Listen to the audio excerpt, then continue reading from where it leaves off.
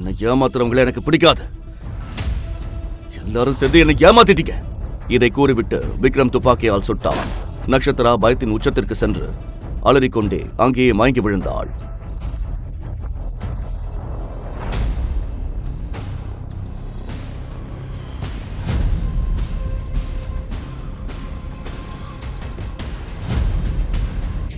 விஷால் நட்சத்திராவை சோஃபாவில் படுக்க வைத்துவிட்டு தன் நண்பனும் பிரபல அறுவை சிகிச்சை நிபுணருமான டாக்டர் துருவை வீட்டிற்கு அழைத்தான்.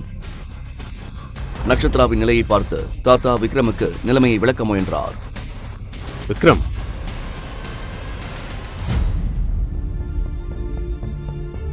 எனக்கு தெரியும் உனக்கு இந்த கல்யாணத்துல இஷ்டம் இல்லைன்னு.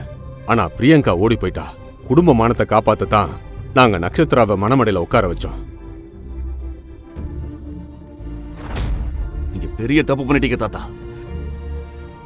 இதை நீங்க செஞ்சிருக்க கூடாது. விக்ரம் கோபமாக தன் அறைக்கு சென்றான்.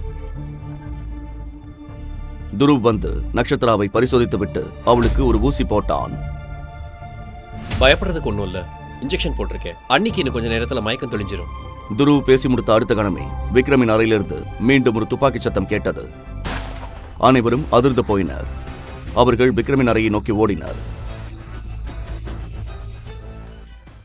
முழு வீடியோவை பாக்கெட் FM தமிழ் யூடியூப் சேனலில் கண்டு மகிழுங்கள்.